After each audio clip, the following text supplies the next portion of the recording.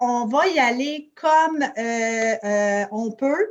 On va savoir s'ajuster. Donc, vous allez nous parler de gérer la productivité à distance sans perdre le contrôle. Je vous laisse présenter votre atelier et partager votre présentation. On a d'ailleurs, on lance dans le chat une question que vous désirez partager auprès des participants. Donc, je vous invite à répondre là, à la question de Ginette là, dans un contexte de télétravail. Quel est votre plus grand enjeu en productivité? Parmi différents enjeux, donc la mobilisation, la motivation en fait des employés, l'assiduité des employés, effectuer leur travail, la qualité des résultats produits par les employés, l'organisation du travail ou encore les réunions virtuelles. Donc, on vous invite à peupler le chat sur cette question. Et Ginette, la parole est à vous. Bon, je vois que la parole est à moi. Merci. Vive la technologie. Alors, je suis vraiment ravie de vous rencontrer tous, en fait, par voie visuelle. Bien heureuse d'être ici avec vous. Je vais m'assurer de voir le chat en même temps. Je ne suis pas certaine si je peux le faire. On va espérer que tout va bien se passer, puis et qu'on pourra comme ça communiquer. Alors, gérer la productivité à distance sans perdre le contrôle. Déjà, le thème de productivité, lorsque j'y réfléchissais, il y aurait énormément beaucoup à dire et on n'a que 45 minutes à passer ensemble. Alors, j'ai choisi quand même de focaliser sur certains éléments, bien sûr, qui ont attrait au télétravail. Et c'est pourquoi je vous propose le parcours suivant. D'une part, revisons ensemble rapidement les freins à la productivité en télétravail. Qu'est-ce qui se rajoute par rapport aux circonstances habituelles, normales de fonctionnement des organisations? Et je suis bien placée pour en parler parce que depuis mars, j'ai dû rencontrer des centaines de télétravailleurs, des gestionnaires qui ont dû s'adapter rapidement à la situation du télétravail. En effet, je suis coach exécutif et j'ai accompagné mes clients. Je leur ai offert même des sessions gratuites pour les aider à ce passage en télétravail que je connais bien parce que lorsque j'étais moi-même gestionnaire, j'avais des équipes à travers le monde, donc travailler de façon virtuelle, c'est quelque chose avec lequel j'étais familier. Et ce qui m'a permis de développer, d'apprendre beaucoup surtout des gens avec qui j'ai échangé, puis c'est un peu ça que je partage aujourd'hui avec vous. Donc, d'une part, parler des freins rapidement, et j'aimerais d'abord qu'on se concentre sur la motivation des télétravailleurs parce que c'est un moteur de la productivité. Bien sûr, lorsqu'on pense productivité, souvent on pense système et méthode, mais à la fin de la journée, si le cœur n'y est pas, si les gens éprouvent des difficultés à s'engager, à mettre l'énergie, le travail ne sera pas accompli. Donc, je vous propose d'abord de considérer quels sont les leviers de la motivation et comment ceux-ci sont affectés par le télétravail. Ce qui va nous amener à regarder, oui, un processus de délégation qui focalise sur la gestion des résultats. Il y a un changement de paradigme dans la façon de déléguer et donc de s'assurer de la productivité qui doit s'opérer lorsqu'on est en télétravail. Donc, j'aurai l'opportunité de vous le présenter et on conclura avec vos questions. Alors, quels sont les principaux enjeux du télétravail en matière de productivité? Je vous dirais que ce que je vois évoluer à travers les mois depuis qu'on est en pandémie, en début de pandémie, la productivité a étonné beaucoup de gestionnaires parce qu'elle était importante. On a beaucoup d'employés qui se sont investis énormément, soit par peur de perdre leur emploi, soit par solidarité avec l'organisation, solidarité avec leurs collègues qui avaient perdu leur emploi puis qui voulaient s'assurer de la pérennité de l'organisation pour qu'on puisse les rembaucher le plus rapidement possible. En fait, la majorité des gestionnaires avec qui j'ai parlé ont plutôt parlé d'une surproductivité et même de préoccupation parce que les gens avaient de la misère à équilibrer la vie à la maison versus la vie au travail. On finissait par travailler à la maison des heures et des heures et ça devenait une préoccupation. Au fil des mois, alors que la lassitude s'installe, la productivité s'est équilibrée un peu plus, mais ce qu'on perçoit beaucoup, ou ce que j'entends beaucoup parler, c'est un problème de motivation des télétravailleurs. Et ça fait que autant le gestionnaire qui essaie de se motiver lui-même ou de motiver ses troupes, autant cette énergie-là, il faut la retrouver. Autant il y a des éléments liés au télétravail qui sont des freins à être vraiment efficaces. D'une part, comme gestionnaire, beaucoup ou plusieurs au moins, on peut dire, ont des hésitations par rapport à l'assiduité de leurs employés. C'est sûr, quand on était dans le même espace, c'était facile de jeter un regard, voir les collaborateurs travailler. On le savait qui étaient assidus, on savait qui perdaient du temps. Ça se faisait naturellement, je dirais même intuitivement. Bien sûr, avec la distance, c'est pas mal plus difficile d'être certain que les gens sont au travail. Et de faire confiance dans ce contexte-là peut devenir difficile et ça peut devenir un enjeu éventuellement, on va le voir, dans l'efficacité des télétravailleurs, de sentir la pression d'un gestionnaire qui doute que les heures sont vraiment travaillées. On peut être préoccupé comme gestionnaire aussi par la qualité des résultats et aussi parce que le fait de communiquer de façon virtuelle, c'est sûr qu'on s'est adapté beaucoup au cours des derniers mois, mais ça peut faire que c'est plus difficile des fois d'expliquer, plus difficile de donner une rétroaction, un feedback difficile à quelqu'un parce qu'on aimerait mieux être en présence, où on a des choses compliquées à expliquer, puis c'est plus difficile, on n'est pas devant un tableau comme on le faisait peut-être à l'époque, la dynamique est plus difficile. Donc, on peut avoir comme gestionnaire l'impression que ça nuit à la productivité. Bien sûr, des préoccupations de santé mentale, préoccupations aussi comme gestionnaire en termes de productivité, de ne plus avoir ces interactions informelles, ces moments près de la machine à eau ou dans le couloir où on voyait un collaborateur, un collègue, un employé et on pouvait avoir le statut d'une activité, répondre à une question rapidement. Cette espèce de fluidité d'information qu'on a lorsqu'on est en présence, on ne l'a plus de façon aussi facile en télétravail et ça peut manquer encore là pour s'assurer de garder le contrôle. Il y a également les réunions virtuelles interminables. Je ne sais pas si c'est le cas dans votre organisation. Souvent, les réunions étaient déjà passablement longues. Lorsqu'on était en présence, en virtuel, ça devient encore plus difficile. D'ailleurs, j'ai fait une formation en ligne spécifiquement par rapport aux réunions virtuelles pour essayer de trouver des façons de faire pour qu'elles soient plus efficaces, plus dynamiques. Mais ce ne sera pas le sujet aujourd'hui parce que ça pourrait faire l'objet d'un atelier en elle-même. Il y a également, on a parlé de la motivation, qui est un moteur important de productivité, devient une grande préoccupation, surtout avec l'hiver qui s'installe, le confinement qui perdure, ça devient difficile. Et beaucoup d'organisations commencent à se préoccuper également de la pérennité de la culture d'entreprise. Alors, tous ces éléments ensemble font que le télétravail apporte des solutions, une belle innovation. Il y a des gens qui sont très à l'aise en télétravail, mais peut amener des défis supplémentaires lorsqu'on parle de productivité. Et c'est pourquoi vous avez déjà eu dans le chat les réponses à ces questions. Parmi les différents enjeux de productivité, lesquels vous affectent le plus ou vous empêchent de dormir la nuit? Est-ce la motivation, l'assiduité, la qualité, l'organisation du travail, les réunions virtuelles? Pour ne pas interrompre la présentation, je ne reflipperai pas à Zoom pour voir vos réponses. Je les regarderai à la fin de la présentation, puis je pourrai commenter là-dessus.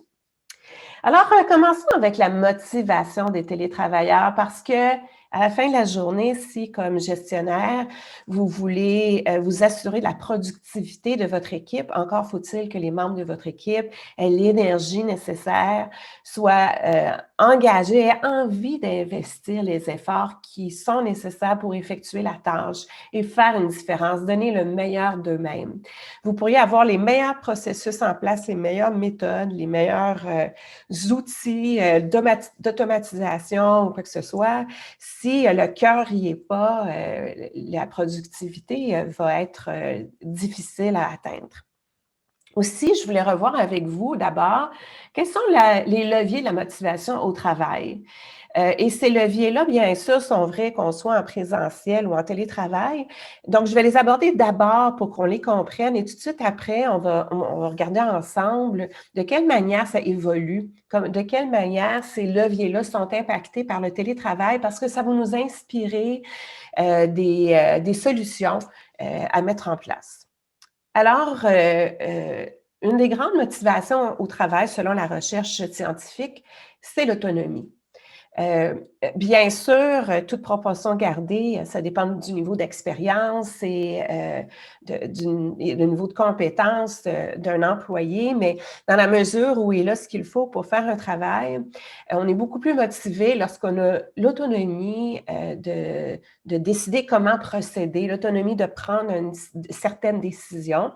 Ça rend l'énergie qu'on y met beaucoup plus agréable que de devoir consulter à chaque petit pas son superviseur pour avoir une autorisation. Deuxième élément de motivation, c'est le sentiment d'appartenance. Je suis certaine que vous connaissez des gens qui se sentent, qui ont de grandes relations avec leurs collègues, avec leurs employés, avec leur équipe. Et en quelque part, ça les retient dans l'organisation, peut-être même si leur responsabilité commence à être plus habituelle, plus normale, moins de défis. C'est probablement le lien qui retient le plus dans une organisation. Et donc, ça nourrit la motivation. Lorsqu'on sait que notre travail contribue à aider ses collègues, lorsqu'on sent que nos collègues nous écoutent, qu'ils reconnaissent notre expertise, qu'on a des relations intéressantes, captivantes avec nos collègues, bien sûr, ça crée ce sentiment d'appartenance-là et on est plus motivé, on veut fournir un bon travail. Le dernier élément, c'est la motivation passe aussi par le développement des compétences et savoir qu'on a un impact, savoir qu'on contribue à quelque chose. Or, lorsqu'on considère le télétravail, il y a des défis particuliers qui s'installent. Donc, parlons d'abord d'autonomie. Il n'y a rien de plus troublant et même à la limite anxiogène d'avoir un superviseur qui nous souffle toujours dans le cou, qui nous empêche de prendre le chemin nécessaire pour être efficace, pour se rendre à un résultat. Et par conséquent, à chaque fois qu'on doit décider, on se sent insécure et on doit consulter son superviseur. Fait que ça amène une grande lourdeur et effectivement, ce n'est pas très productif. Alors, quand on pense au télétravail, mon constat, puis la littérature le confirme également, c'est qu'il y a beaucoup de gestionnaires qui ne sentent pas la présence de leurs employés, se sentent démunis à savoir si les gens sont assidus, s'ils font leur travail, ont de la difficulté à faire confiance et qui commencent à développer des mécanismes qui nuisent à l'autonomie et donc éventuellement à la motivation. J'ai entendu des gestionnaires qui allaient sur le chat très régulièrement juste pour s'assurer que la personne réponde rapidement, qui vérifiait le nombre d'heures passées devant l'écran. Et quand on pense à ça, ça développe finalement de mauvaises habitudes et l'employé qui se voit interrompre constamment commence à comprendre qu'il doit répondre dès que son superviseur le contacte, avec le fait que ça peut nuire à sa productivité. Parfois, c'est beaucoup mieux de rester concentré sur sa tâche, alors que si on sent qu'on doit toujours répondre dans l'immédiat pour que notre superviseur soit satisfait, on est distrait et on est moins efficace. Et en plus, ça crée cette lourdeur, cette anxiété-là. Alors, parmi les opportunités, il faut changer de paradigme si on gérait plus via les heures travaillées et plutôt considérer la gestion par résultat. Et c'est le processus qu'on va voir en deuxième partie. Il faut se donner plutôt des routines de contrôle, des routines de gestion avec nos collaborateurs. On doit les faire évoluer dans un contexte de télétravail, mais des routines qui vont nous assurer que oui, il y a des progrès, oui, les gens sont assidus. On n'a pas nécessairement besoin, jusqu'à preuve du contraire, de monitorer chaque minute passée devant l'écran. Et quand on y pense, surtout avec la pression de la pandémie, de donner la flexibilité quand c'est possible à nos employés, oui, d'adapter un peu leur horaire de travail à cause de la présence d'enfants, oui, peut-être aller prendre une marche sur l'heure du dîner parce que ça fait du bien ou faire une petite pause ici et là. De réaménager l'horaire de travail, c'est un témoignage de confiance envers les employés en autant que le résultat soit là. Par résultat, ça peut être de dire il faut que tu sois là quand les réunions sont organisées et c'est aussi de s'assurer que les choses soient faites avec qualité et dans les temps. À part ça, c'est peut-être pas si grave que ça de se donner une certaine flexibilité. Donc, d'éveiller les gestionnaires à l'importance de gérer par le résultat, c'est une opportunité pour améliorer la productivité. Puis, on peut penser à ce moment-là les accompagner, soit de formation, de coaching, d'ateliers, justement, pour les aider à faire le changement de paradigme. Autre élément important comme levier, je parlais tout à l'heure du sentiment d'appartenance. Facile de comprendre que dans un contexte de télétravail, le sentiment d'appartenance peut s'effriter rapidement parce que les contacts avec nos collègues sont plus difficiles. Ces moments manquent cruellement à beaucoup d'employés. Et en fait, vaincre l'isolement est sans doute le plus grand défi du télétravail, en plus avec toute la pression qu'on a à cause de la pandémie. Alors, parmi les opportunités, il y a des bonnes pratiques à adopter. La première, c'est d'allumer la caméra. Je suis encore surprise par le nombre d'organisations qui n'ont pas développé des règles de conduite dans un contexte de télétravail. Pour bien entrer en communication avec les autres, on le sait, hein, pour communiquer, ce n'est pas seulement le langage verbal, mais il y a aussi le paraverbal, c'est-à-dire le ton, l'intonation, le débit de la voix, mais c'est aussi le non-verbal. Bien sûr, on reste en 2 dimensions, mais la visioconférence, c'est quand même la meilleure approximation que l'on a par rapport à être en présence. Et de développer l'habitude d'allumer la caméra est une bonne règle de conduite à adopter dans les organisations. Également, prendre quelques minutes au début des réunions pour avoir un peu d'échange informel. On se rappelle, hein, lorsqu'on allait dans une salle de réunion par le passé, il y a toujours quelques minutes de flottement, le temps que les gens arrivent, les gens s'installent. Il y a un petit peu de bavardage. Parfois, on règle des petites choses aussi. Mais cette effervescence-là, il faut essayer de la recréer. Ça demande un peu plus de discipline, mais c'est un élément également pour renforcer le sentiment d'appartenance.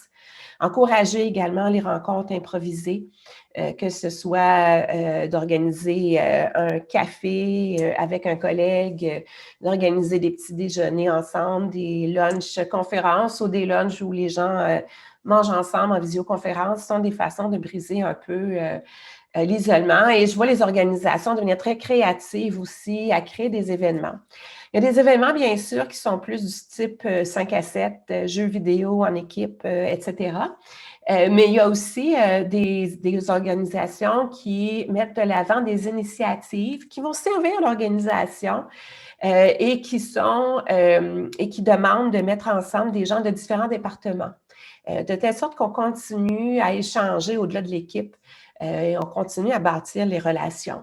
Ça peut être, par exemple, un des projets que j'avais vu, c'était un projet de dire comment mieux accueillir les nouveaux employés dans un contexte de télétravail. Alors, ils ont mis à contribution différentes personnes dans l'organisation, puis qui sont ressortis avec leur évaluation, leurs recommandations à ce sujet. Ça sert l'organisation, ça sert les employés, ça leur sort un peu de leur cadre et ça leur fait continuer de bâtir ce sentiment d'appartenance-là avec des collègues. Et bien sûr, l'occasion de contribuer.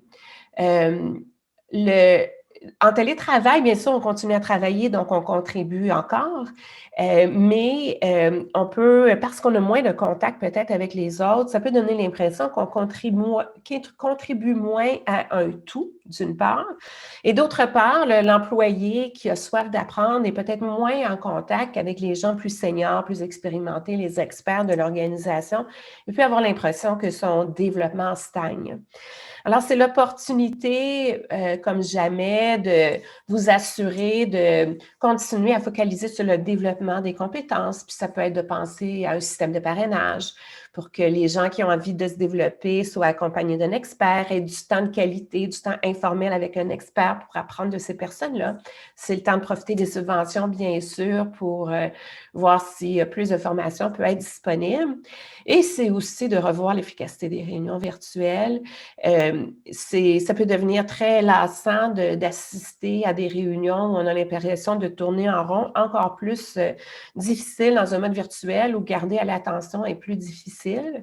Et donc, on peut avoir l'impression que notre contribution apporte pas grande valeur dans ce cadre-là. Ça peut être une opportunité pour développer l'opportunité de contribuer. Ceci étant dit, oui, et ne pas hésiter à déléguer des tâches challengeantes, complexes, parce que ça permet également de développer les compétences. On vient de voir les leviers en général de la motivation lorsqu'on est en télétravail. Maintenant, il y a aussi le fait qu'il faut motiver pour une tâche, une initiative en particulier.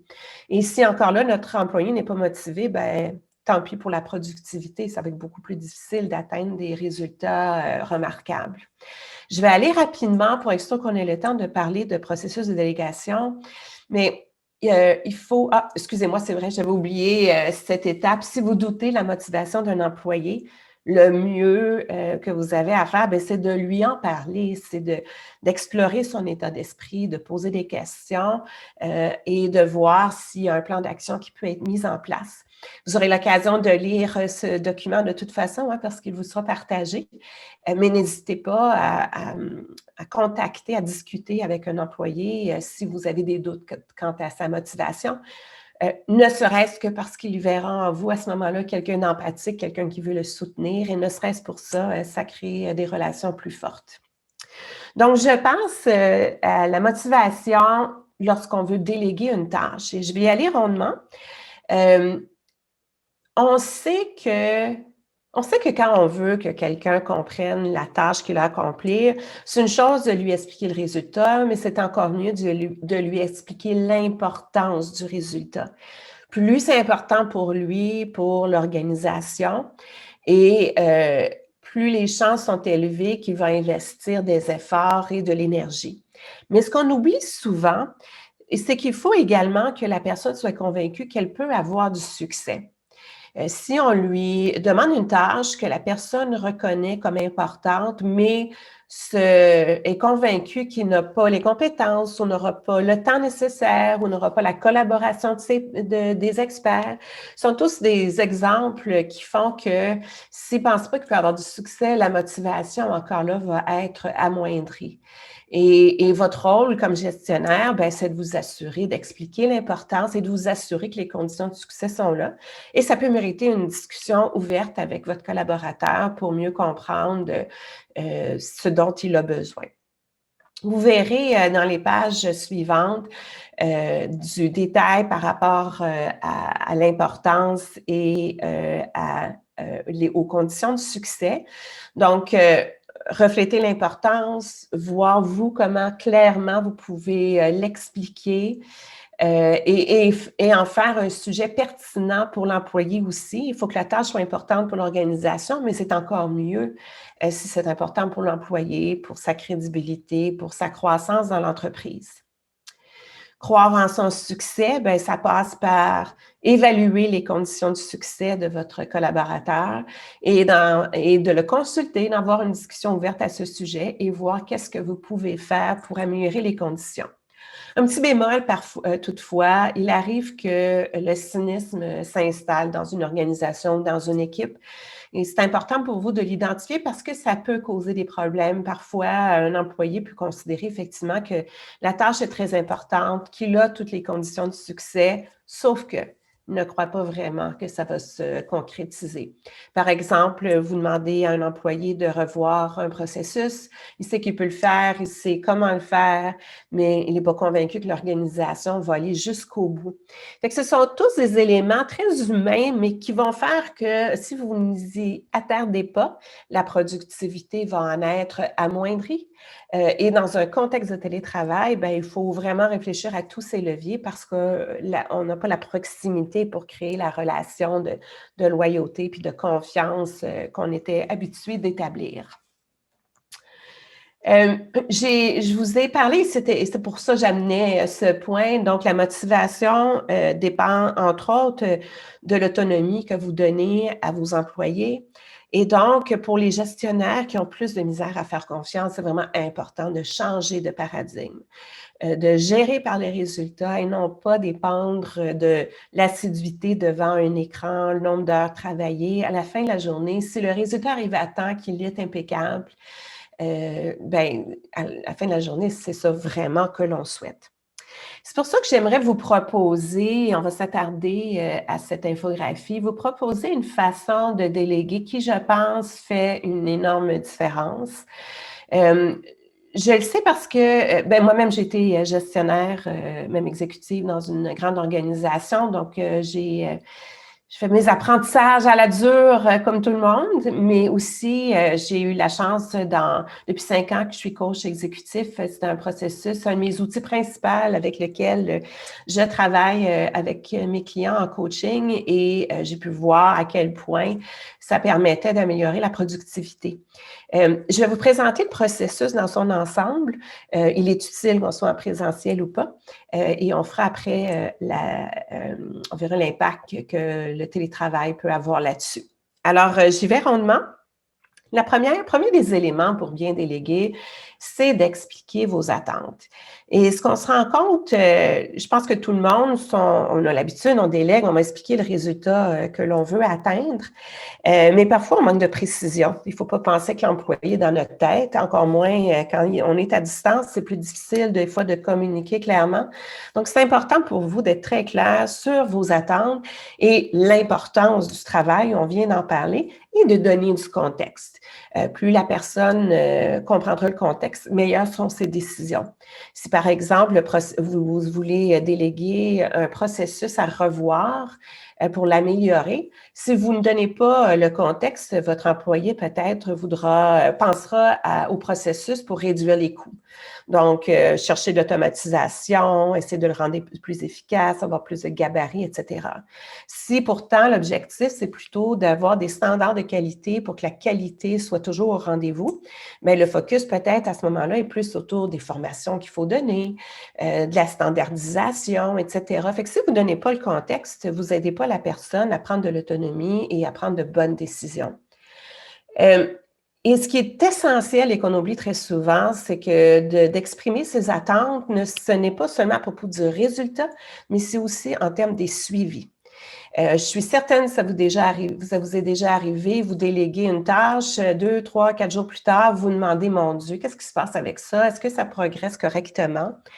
Et là, vous responsabilisez pour aller chercher le suivi, alors que si vous aviez discuté de vos attentes en termes de suivi d'emblée avec votre collaborateur, c'est lui qui aurait la responsabilité de venir vous informer des progrès. Et vous auriez convenu à quelle fréquence, si c'est par texto, courriel ou en présentiel.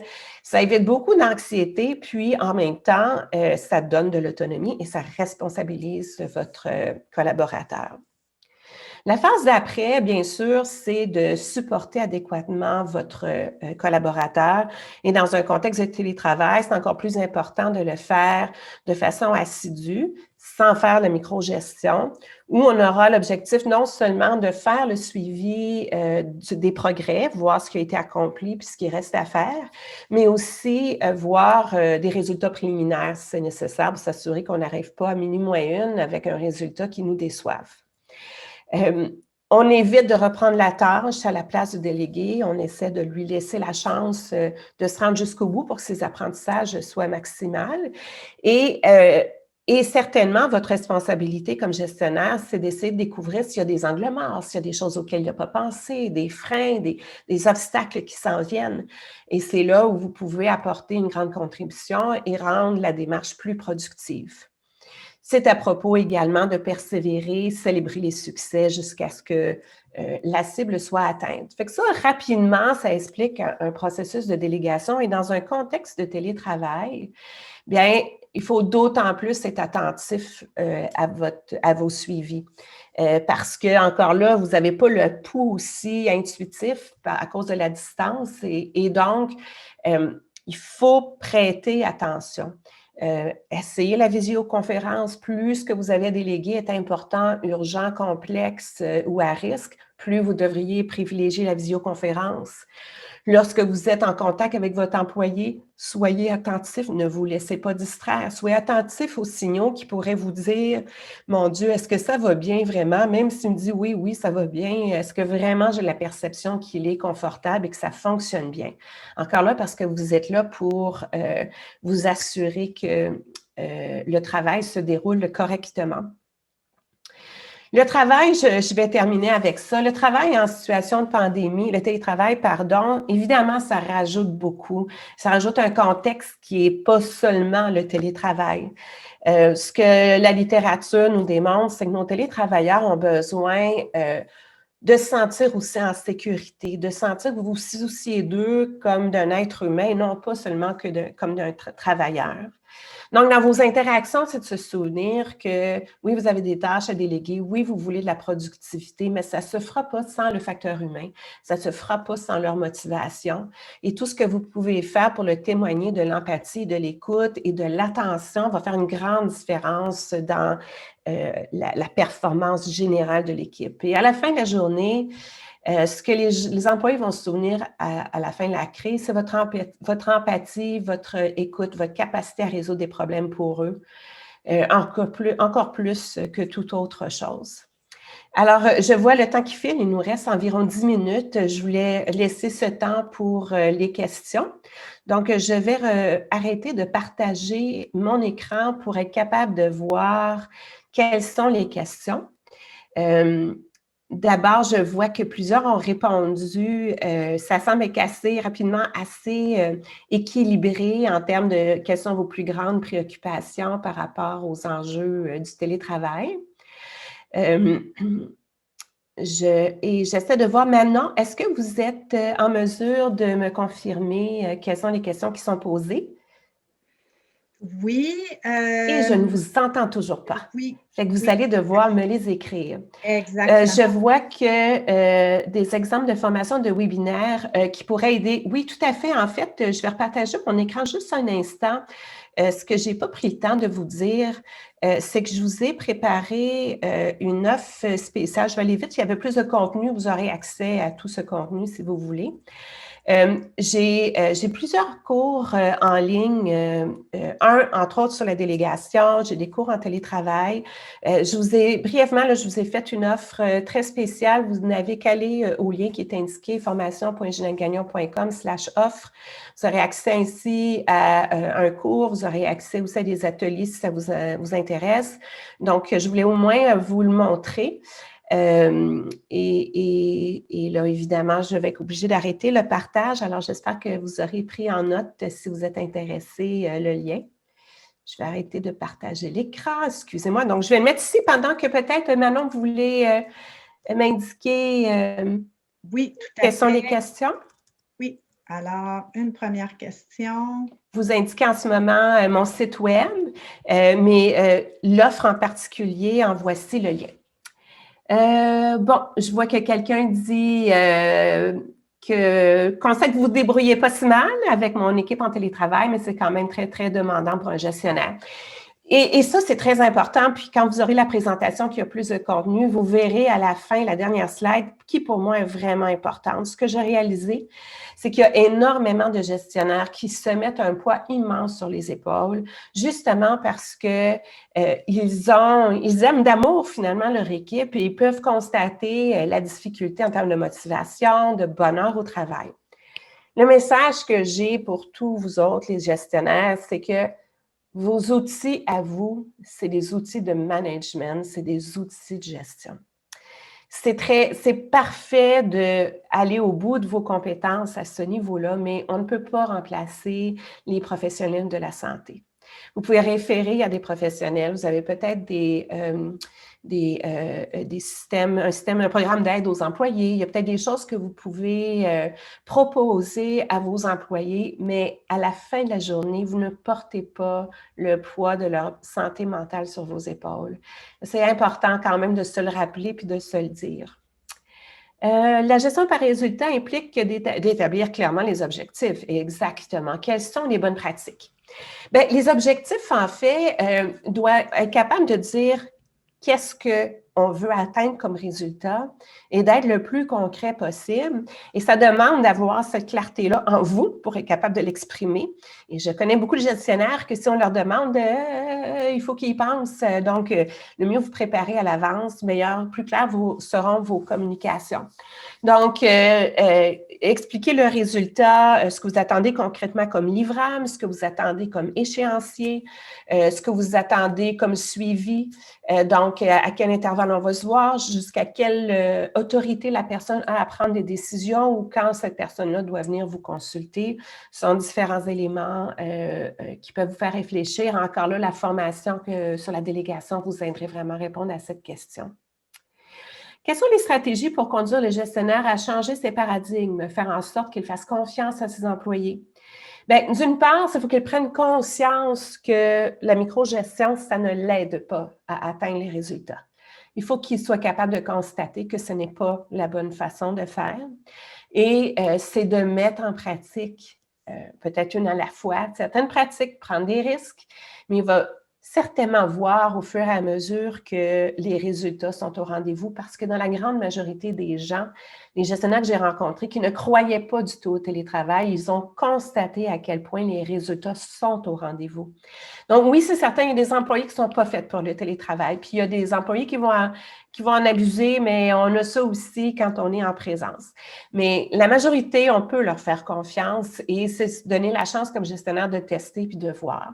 Puis ça se dit, ça se dit à un employé, écoute, on va essayer quelque chose. J'aimerais ça qu'on fasse ça différemment pour que la personne ne soit pas totalement perplexe par rapport à un changement de comportement du gestionnaire. Me dire, mettons qu'on essaye ça comme ça, voici vraiment le résultat, explique-moi comment tu vas t'y prendre ou trouve ta façon pour faire les choses, puis on va aller avec ça, je te fais confiance. C'est un beau message à envoyer, puis en même temps, bien, ça permet aux gens de s'adapter. Quels sont les trucs concrets pour maintenir le sentiment d'appartenance à l'organisation avec la distance qui est créée par le télétravail?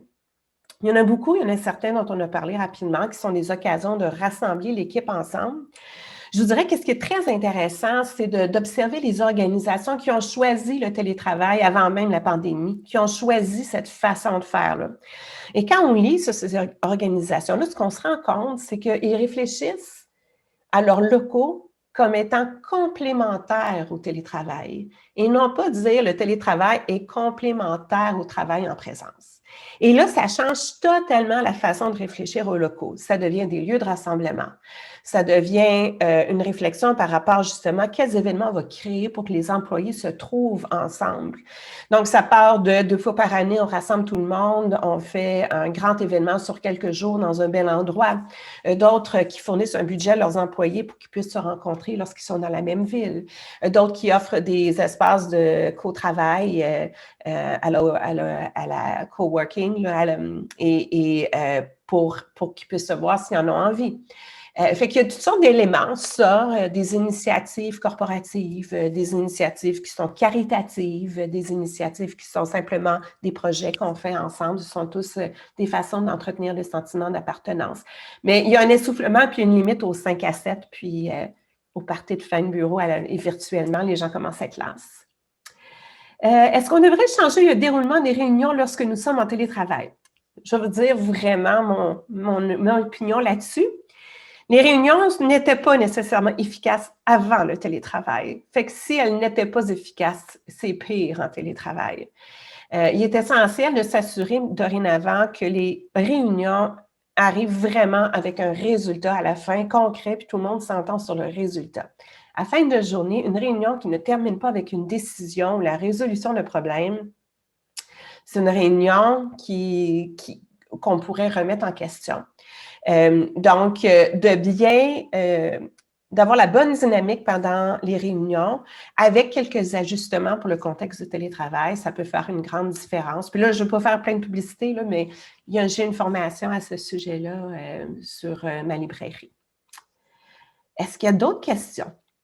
Je vois qu'il nous reste 2 minutes. Oui, j'ai encore... Je peux au moins lire ça sur les lèvres. Oui. Attendez. Oui, voilà, une autre question.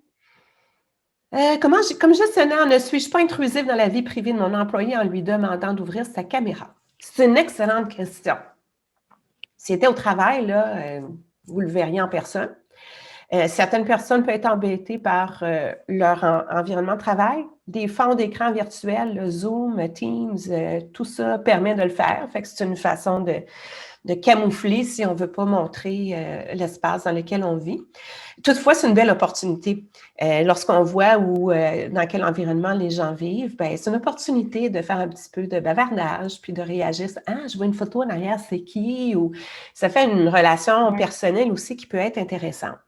Je vous encouragerais de toute façon à le forcer, entre guillemets, parce que vous allez pouvoir détecter aussi à ce moment-là s'il y a quelqu'un qui se laisse aller. Si quelqu'un ne prend plus soin de soi ça peut être un signe important pour un gestionnaire pour se dire « Oh, peut-être que cette personne-là est en train de se désorganiser. » On a une raison de plus pour ouvrir la caméra. Et si tout le monde le fait, c'est plus une intrusion non plus, ça devient une pratique. Ce qui est intenable, c'est dans une réunion, il y en a 2 qui ouvrent la caméra puis le reste s'ouvre pas. Ça se fait pas. C'est franchement désagréable. Tout à fait. Écoutez, merci beaucoup. Alors, merci. Oui, je vois qu'on a terminé. Oui, il est midi 44, donc merci pour ce partage. Je pense que ça fait un beau lien aussi avec une des conférences plus tôt ce matin au niveau légal. Là, Benoît Brouillette le disait, quand la supervision devient de la surveillance, puis il ne faut pas confondre outils de gestion et de surveillance. Alors, merci beaucoup. Pour ce partage. Merci. Merci beaucoup. Au revoir.